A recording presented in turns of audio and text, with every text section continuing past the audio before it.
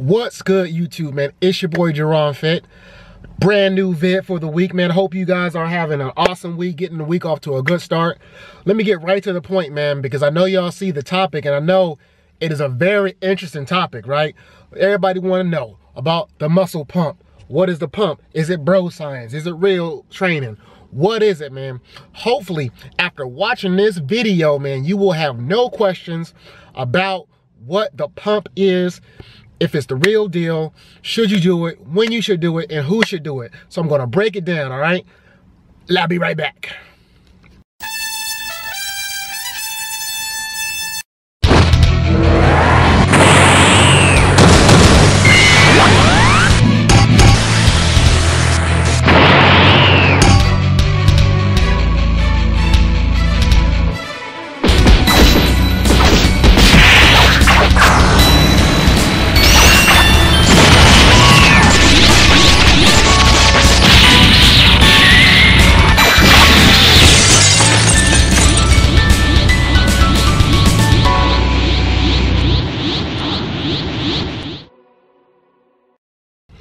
All right, so with this video, man, I'm gonna probably break it down into a few parts so people don't get confused or lost a little bit, man. Or while we speaking of the pump, you know what I mean? Like, good to see that I have a muscle pump going on right now, you know what I mean? A good muscle pump, veins, definition, the body fluffs up, all right? So, let's talk about it, all right? Let's break it down. First, is it bro science? Is it real science? It's real science, guys. The muscle pump is real science. It's real science that substantiates the pump style of training. Let me break it down. First, you have to understand hypertrophy, right? Okay? Hypertrophy is building muscle, all right? Now, there's two ways to build muscle. You have to understand this to truly understand the pump and training, period, all right? You have myofibrillar hypertrophy.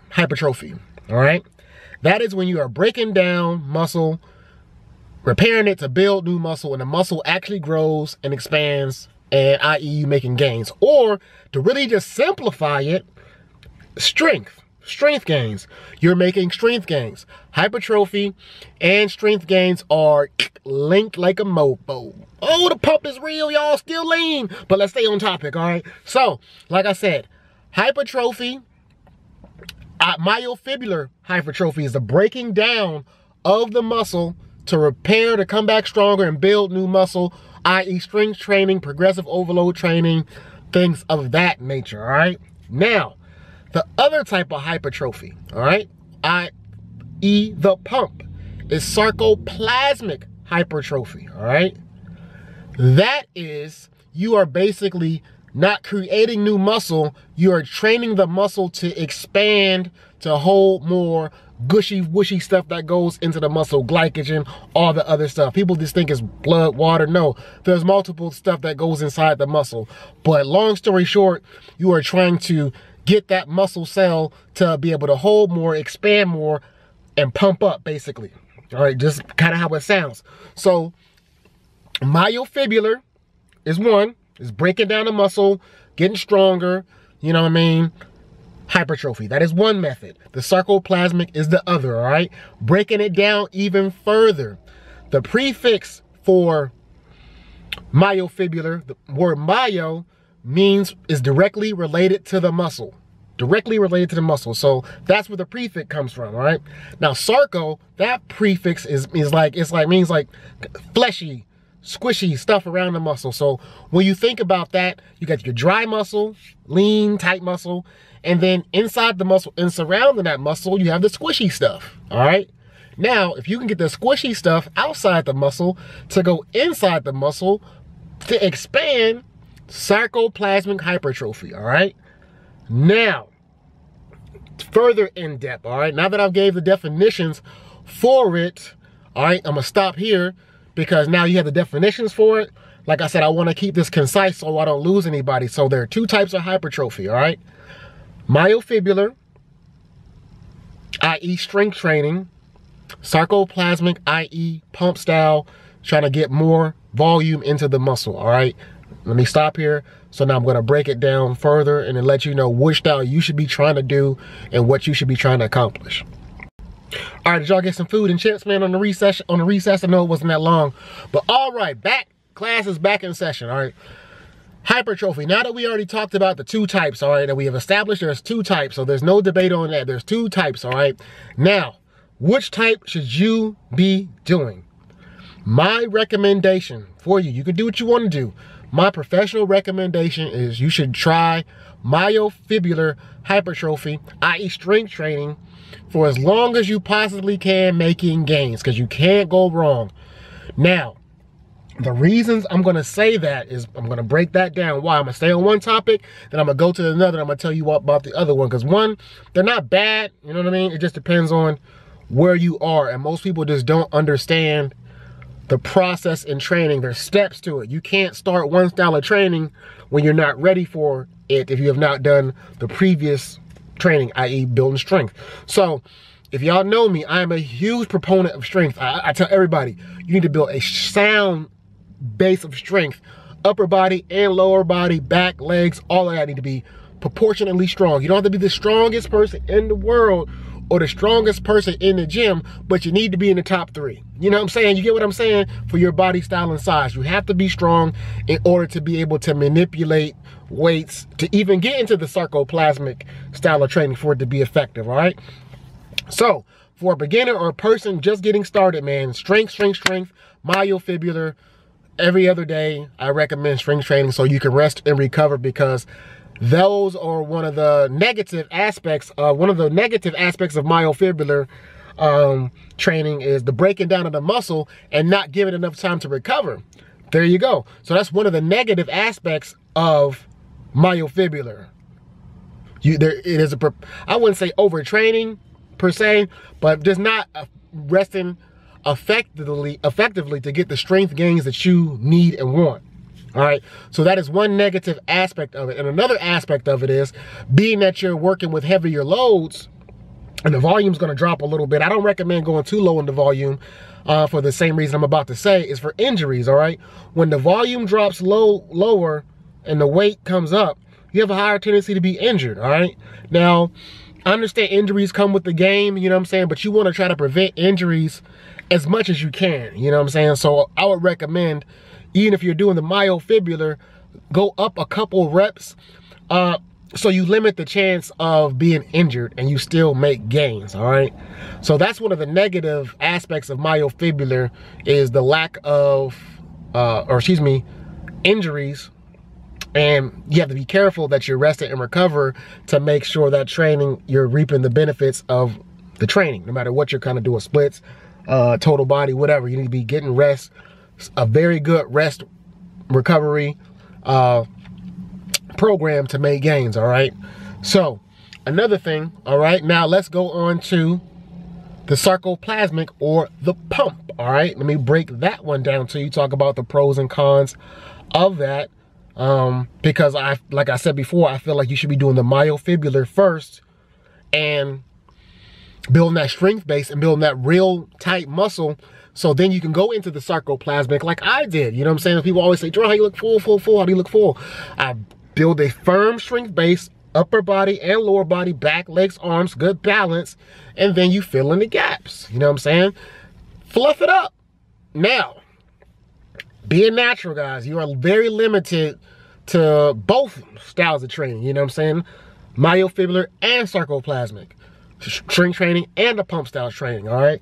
If somebody is enhanced, they're gonna be able to get a way sicker pump than you. Like, that's how these guys blow up real big, and then after a few weeks, they blow back down. It's just they had the pump. They're able to force more volume and hold more volume, or if they're doing other stuff, they can build real muscle with strength gains faster, you know what I'm saying? So, but we're not going to get on that topic, you know what I'm saying? We're gonna stay to the natural side of things, you know what I'm saying? No hate, just, you know, I don't know much about that shit, so I'm gonna talk about what the fuck I know.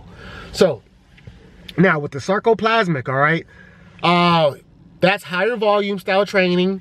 It's very important to keep the tension onto the muscle, because that's how you force the blood. You're forcing the keep the tension on the muscle, trying to get it to expand rep after rep, like they said, it's trying to pump air into a tire, all right? Now, what I see is people who are beginners doing sarcoplasmic when they have no strength base, all right? And that's one of the negative aspects of sarcoplasmic. You will not build strength doing that style of training. It's one or the other. You can't interchange them either.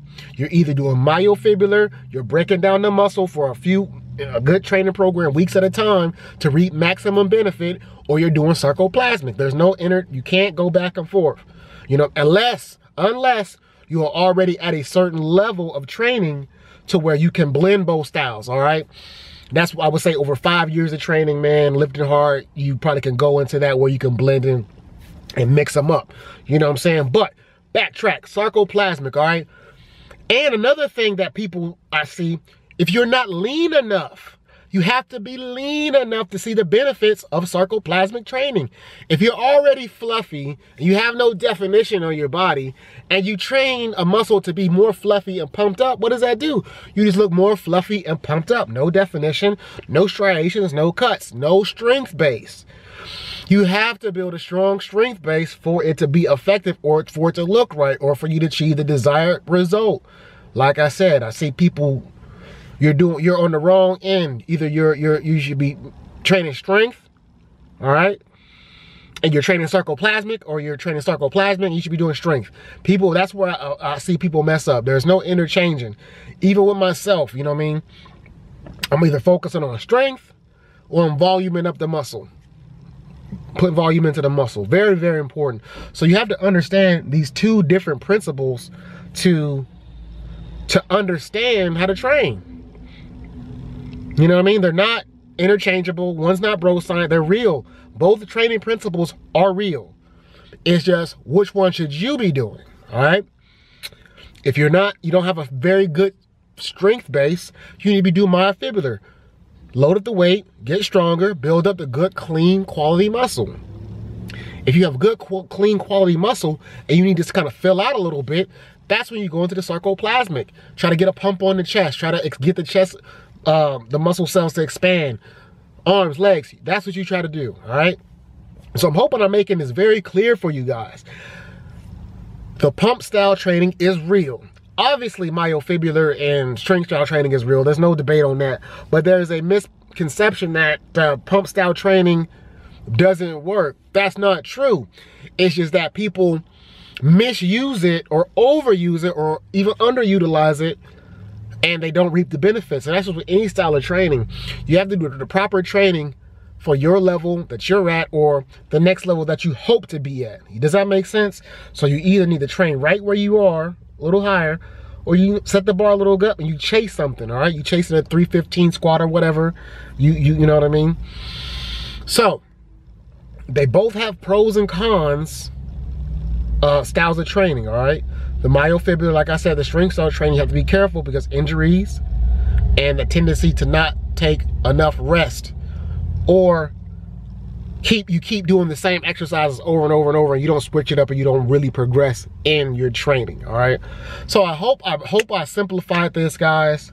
And another thing that will help big time with sarcoplasmic is a supplement like NO2, a nitric oxide supplement, will definitely help you increase blood flow and get more volume into the muscle.